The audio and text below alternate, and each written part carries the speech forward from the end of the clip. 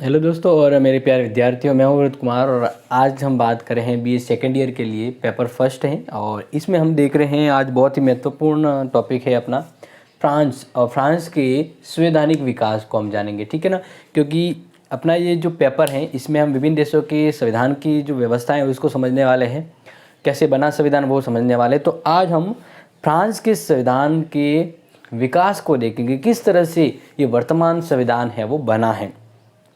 तो इस वीडियो के दरमियान मैं आपसे 3 इम्पोर्टेंट क्वेश्चंस करूंगा और जो भी देखने वाले अपने प्यारे फ्रेंड्स और स्टूडेंट्स हैं उन जो 3 प्रश्नों का अगर टॉप 3 में वो आंसर देते, यानी सबसे पहले अगर वो कोई 3 जो प्रतिभागी आंसर देंगे मेरे प्रश्नों का, उनको अगली वीडियो में फ़ोटो के साथ उनको फर्स्ट सेकंड थर्ड है वो अनाउंस किया जाएगा। तो इसके लिए आपको मेरे स्क्रीन अपने ये जो आप स्क्रीन पे देख रहे हैं वहाँ पे जो नंबर हैं उस पर आप अपने फर्स्ट सेकंड थर्ड के अकॉर्डिंग आते हैं तो आप अपने फ़ोटो और नाम भेज सकते हैं। तो अब हम शुरू करते हैं आज के महत्वपूर्ण टॉपिक को। तो बात करते हैं फ्रांस। जैसे पता होगा फ्रांस यूरोप का महत्वपूर्ण राज्य है और अगर बात करें तो ये यूरोप में फ्रांस अपने रूस के बाद एक बड़ा राज्य है जो क्षेत्रफल के रूप में भी है, जनसंख्या भी काफ़ी है। लेकिन अब यहाँ पे क्या है, ज़्यादातर जनसंख्या है वो कृषि कार्यों में है या छोटे मोटे व्यवसाय में होती है, तो उतना वो विकसित नहीं है। लेकिन वर्तमान परिस्थितियों में उसमें बदलाव हो रहा है।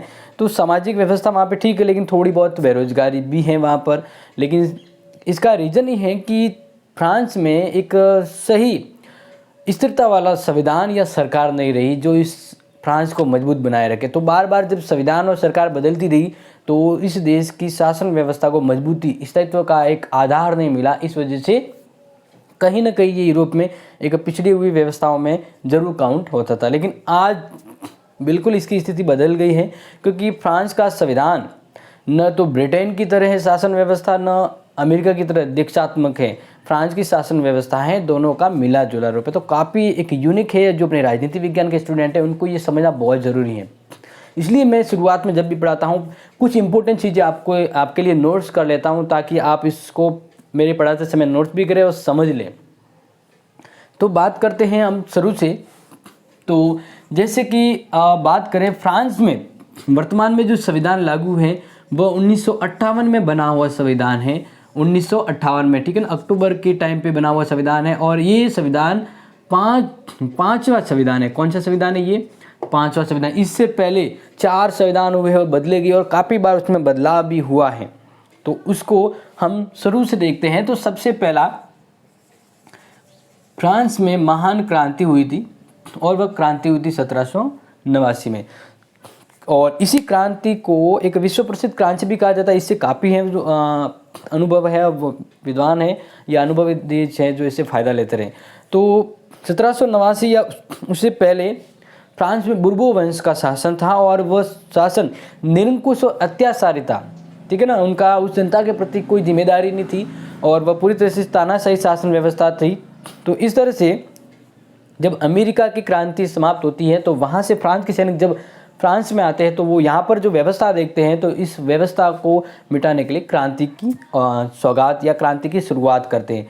और तभी से वे क्रांति शुरू होती है भ्रष्टाचार निरंकुश शासन के प्रति, और उस व्यवस्था का समाप्त या अंत हो जाता है। और इसके बाद फिर तृतीय गणतंत्र से पहले फ्रांस में क्रांति हो जाती है। फ्रांस से वह उस राजतंत्र निरंकुश राजतंत्र से आज़ाद हो जाता है। और इसके बाद तृतीय गणतंत्र यानी तीसरा संविधान बना। उससे पहले क्या व्यवस्था थी वो हम देख रहे। तो 1791 यानी फ्रांस की क्रांति के बाद 1791 में वहाँ पर अंतरिम सरकार के द्वारा एक लिखित संविधान बनता है और सरकार होती है वो सीमित एवं संसदात्मक सरकार होती है।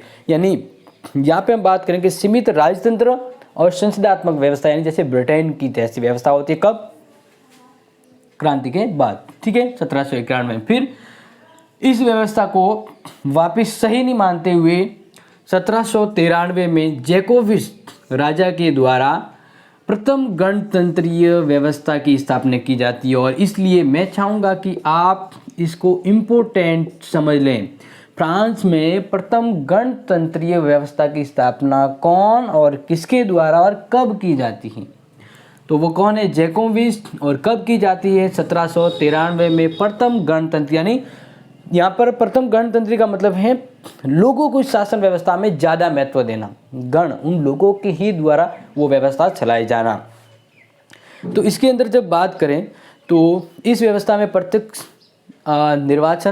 प्रत्यक्ष निर्वाचन के साथ साथ ही वयस्क मताधिकार और 24 सदस्यों की मंडल बनाया जाता है जो एक कार्यपालिका के रूप में काम करती हैं, ठीक है ना।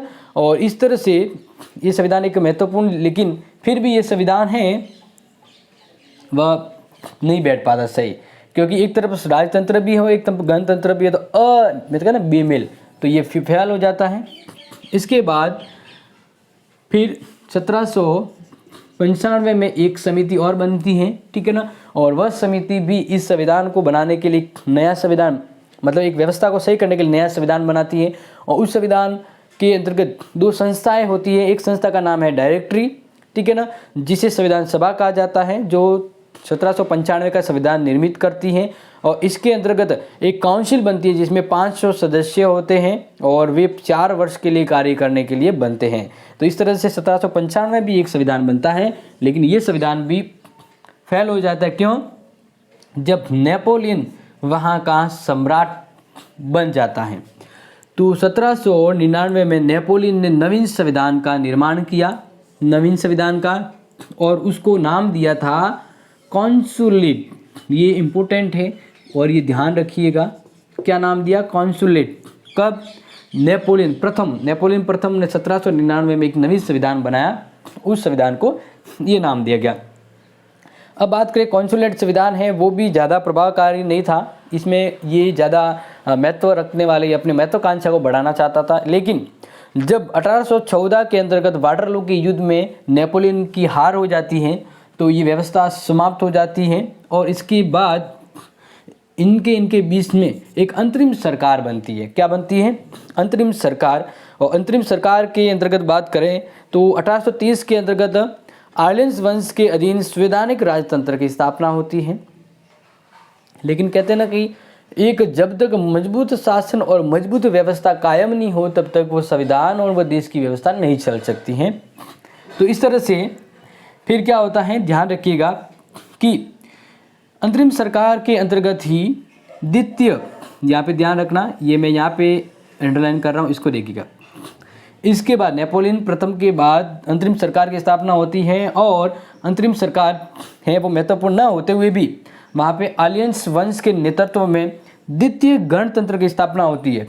कब? 1848 में द्वितीय गणतंत्र की स्थापना होती है, यानी एक राजतंत्र के अंतर्गत जनता को शासन करने का महत्व देते हुए गणतंत्रीय व्यवस्था शुरू होती है।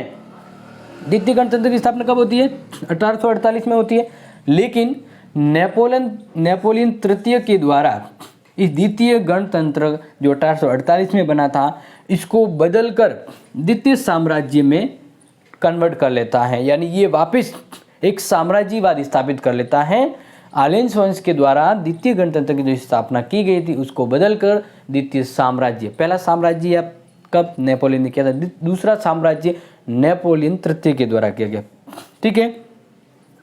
अब नेपोलियन तृतीय के द्वारा द्वितीय साम्राज्य की जो स्थापना की जाती है वह भी लंबे समय तक नहीं रह पाती, क्योंकि नेपोलियन तृतीय अत्यंत महत्वाकांक्षी होता है। वो जब जर्मनी के साथ उसका युद्ध हो जाता है तो उसके साथ ही उसकी हार और उसकी समाप्ति के साथ द्वितीय साम्राज्यवाद का अंत हो जाता है। इसके बाद बारी आती है नेक्स्ट अपना इम्पोर्टेंट तृतीय गणतंत्र। तृतीय गणतंत्र की स्थापना और उसका समय है 1870 से लेकर 1940। 1870 में ये व्यवस्था स्थापित हो जाती है, क्योंकि संविधान तृतीय गणतंत्र है वो 1975 में स्थापित होता है। कब होता है? 1975 में। लेकिन इस दरमियान 5 साल के लिए अंतरिम सरकार बनती है और वह 30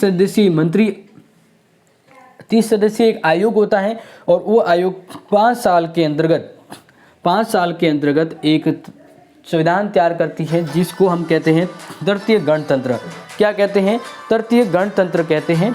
वह स्थापित की जाती है और इस तरह से इस तरह से हम बात करें कि महत्वपूर्ण जो यहाँ पे चीज़ रह जाती है वो ये है कि पंचम गणतंत्र की शुरुआत से पहले तृतीय गणतंत्र में क्या होता है, एक अंतरिम सरकार होती है और वो 30 सदस्यीय आयोग 5 वर्ष में तैयार कर लेती है। और तृतीय गणतंत्र जो संविधान होता है वो कब लागू होता है, यानी तीसरा गणतंत्र या संविधान, फ्रांस का तीसरा संविधान 1875 में लागू होता है। और इसके अंदर शासन व्यवस्था होती है गणतंत्रात्मक शासन होता है। कौन सा होता है? गणतंत्रात्मक शासन होता है, जिसके अंतर्गत औपचारिक राष्ट्रपति, यानी बात करें ब्रिटेन की तरह होता है, जिसमें गणतंत्री शासन होता है। राष्ट्रपति तो होता है औपचारिक मतलब जैसे मान लीजिए अपने भारत के लिए मान लीजिए, अच्छे भारत का एग्जाम्पल देख लीजिए। भारत का जो राष्ट्रपति है वो औपचारिक राष्ट्रपति और वास्तविक शक्ति है वह वहाँ पे मंत्रिमंडल और द्विसदनीय व्यवस्थापिका के पास होती है। यही सिस्टम तृतीय गणतंत्र में अपनाया जाता है। लेकिन तृतीय गणतंत्र की जब बात करें तो इसमें क्या होता है कि इस तृतीय गणतंत्र को स्थापित करते समय इसमें काफ़ी चीज़ें हैं वो नए रूप में पेश की जाती है। और ये संविधान सफल नहीं होने का रीज़न क्या होता है, क्योंकि देखो इस जितने भी ये पहले संविधान बने उससे बढ़िया संविधान तृतीय गणतंत्र होता है, लेकिन वर्तमान परिस्थितियों को ध्यान में रखते हुए कुछ चीज़ें इसमें कमी रह जाती हैं और आने वाले समय में ये संविधान बदलने वाला होता है। तो फ्रांस के लिए एक चीज़ कही गई है कि जब भी फ्रांस में कोई नवीन व्यवस्था स्थापित होती है तो उसके साथ ही उसके पतन के कारण भी बनने शुरू हो जाते हैं। ये फ्रांस के अंदर कहा गया इस के अंतर्गत। तो यहाँ पे 2 सदन बनते हैं, एक तो प्रतिनिधि सभा होती है, दूसरा सीनेट होता है। फ्रांस की शासन व्यवस्था है उसके लिए न्यायपालिका की व्यवस्था नहीं की जाती और इस तरह से तृतीय गणतंत्र में अनेक दोष होते हैं। यह संविधान राजतंत्रवादियों तथा गणतंत्रवादियों के बीच समझौते का परिणाम होता है। देखिए ये गणतंत्र है तो इसके ये एक एग्रीमेंट होता है, इसका मतलब इसकी कमी का रीज़न क्या है कि ये एग्रीमेंट की तरह होता है जो राजतंत्र और गणतंत्र चाहने वालों के मध्य एक समझौता होता है। और इस तरह से इस संविधान में काफ़ी चीज़ें छूट जाती हैं, काफ़ी लोगों के प्रश्न हैं वो इस संविधान से हल नहीं हो पाते हैं और ये संविधान अधूरा और अव्यवस्थित होता है तृतीय संविधान। लेकिन बाकी संविधानों से बढ़िया था लेकिन फिर भी अधूरा होता है। फिर फ्रांस में चतुर्थ गणतंत्र की स्थापना होती है जब 1940 में जर्मनी द्वारा फ्रांस को पराजित किया जाता है। तब दी गोल के नेतृत्व में एवं वहाँ की अंतरिम सरकार के सहयोग से 17 अक्टूबर 1946 को एक नया संविधान, नया गणतंत्र स्थापित होता है जिसे कहा जाता है चतुर्थ गणतंत्र कहा जाता है। क्या कहा जाता है? चतुर्थ गणतंत्र, यानी चौथा संविधान मान लीजिए, एक ऑफिशियली संविधान। अब चौथे संविधान की बात करें तो इस संविधान में ज़्यादा कोई बदलाव नहीं होता है। इस संविधान की बात करें तो तृतीय संविधान से ही उसकी कमियों को दूर करते हुए ही ये चतुर्थ संविधान बनता है। तृतीय संविधान में सबसे बड़ी क्या कमी थी कि तृतीय संविधान के अंतर्गत व्यवस्थापिका और कार्यपालिका के मध्य जो दोष था ना, उस दोष को ठीक किया गया चौथे संविधान के अंदर चतुर्थ गणतंत्र में। और इस तरह से ये संविधान ज़्यादा महत्वपूर्ण कोई बदलाव न करते हुए ये संविधान जब बनता है तो ये संविधान भी पूर्ण तरह से सही नहीं माना जाता और इस संविधान में भी काफ़ी कमियां रहती हैं और चतुर्थ संविधान भी रद्द हो जाता है या इसको कैंसिल कर दिया जाता है, क्योंकि विभिन्न विरोधी राजनीतिक मतावलियों के समझौते का ये परिणाम होता है। और इस वजह से ये चतुर्थ संविधान है वो लंबे समय तक नहीं चलता है, क्योंकि इसमें गणतंत्रीय संविधान की मद्देनज़र देखें तो काफ़ी दुर्बलता है इसमें होती है। और इस तरह से अनुभव किया जाता है कि चतुर्थ गणतंत्र है वह कहीं ना कहीं तीसरे गणतंत्र का ही एक परिवर्तित रूप है। जब ये माना जाता है तो इसको बदलाव की शुरुआत हो जाती है और इस थोड़े से समय में काफ़ी अलग अलग मंत्रीय सरकार बनती है और बदल भी जाती है। और सबसे ज़्यादा चतुर्थ गणतंत्र में सबसे ज़्यादा राजनीतिक अस्थिरता देखी जाती है। इतनी अस्थिरता, इतनी सरकार की बदलना, मतलब इस 12 वर्षों के काल में वहाँ पे 25 मंत्रिमंडलों का निर्माण हो जाता है और अव्यवस्था, विभिन्नता, निष्क्रियता, हिंसल ये व्यवस्था उत्पन्न हो जाती है। और हम ये बात करें कि यूरोप में उस समय फ्रांस एक रोगी वाले देश के रूप में काउंट हो जाता है। न सरकार स्थिर रहती है, न लोगों को व्यवस्थित शासन मिल पाता है और अव्यवस्था उत्पन्न हो जाती है और इस अव्यवस्था से कमियां हैं वो अस्तित्व में आ जाती हैं। और फिर हम बात करें कि जब ये संविधान भी सफल नहीं होता और फ्रांस को उल्टा गर्त में ले जाता है, तब पंचम गणतंत्र संविधान की स्थापना होती है। और एग्जाम में मुझे लग रहा है ये प्रश्न बनेगा, फ्रांस में वर्तमान संविधान, वर्तमान गणतंत्र कौन था? पंचम।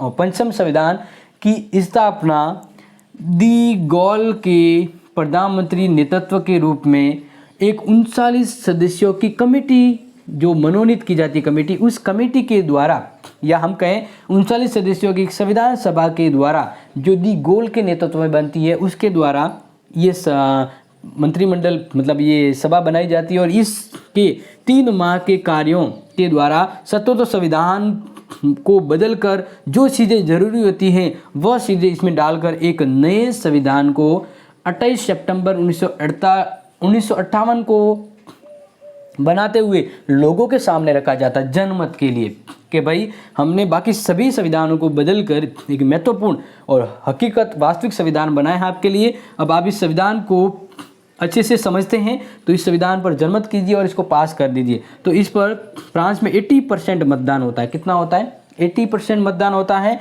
और इसी के साथ वर्तमान पंचम गणतंत्र की स्थापना हो जाती है और ये 4 अक्टूबर 1958 को पंचम गणतंत्र संविधान की स्थापना होती है। तो ये जरूर आ सकता है, फ्रांस में पंचम गणतंत्र यानी 5वां संविधान, महत्वपूर्ण संविधान जो लोगों की व्यवस्थाओं का, एक लोगों की उम्मीदों का संविधान होता है, वह 4 अक्टूबर 1958 को स्थापित होता है। ये काफ़ी महत्वपूर्ण होता है क्योंकि अब ये जो पंचम गणतंत्र है ना, पंचम गणतंत्र संविधान की हम बात कर रहे हैं, तो इस संविधान को ही आगे वाले वीडियो में हम पढ़ेंगे। फ्रांस के संविधान की विशेषता, पंचम गणतंत्र संविधान की विशेषता, कैसा संविधान था, क्या महत्वपूर्ण चीज़ें थी, वो हम जानेंगे। इस वीडियो में आपको सिर्फ ये समझना था कि फ्रांस में किस तरह से संविधान बदले और संविधान बना, ठीक है ना। ये है संवैधानिक विकास। नेक्स्ट वाले क्लास में हम जरूर देखेंगे। तो आज के लिए 3 प्रश्न हैं जिसका मुझे आप उत्तर दीजिएगा, ठीक है ना। सबसे पहले ये बताइएगा कि कश्मीर को वर्तमान में राज्य का दर्जा दिया गया है या केंद्र शासित प्रदेश का, ये एक आपको बताना है, ठीक है। दूसरा महत्वपूर्ण आप प्रश्न मुझे जिसका आंसर बताएंगे, वर्तमान भारत के राष्ट्रपति का और उपराष्ट्रपति का नाम बताइए। तो ये 3 प्रश्न आपके सामने हैं, मुझे आंसर दीजिएगा। जिसके आंसर सबसे पहले मुझे व्हाट्सएप पे मिलेंगे उनका अगले वीडियो में फ़ोटो नाम ज़रूर आपके सामने आएगा। तो इसी तरह से मिलेंगे आपके सामने इंटरेस्टिंग क्लास के लिए। तब तक इस वीडियो को आगे लाइक, शेयर और सब्सक्राइब करें। Thank you, have a nice day.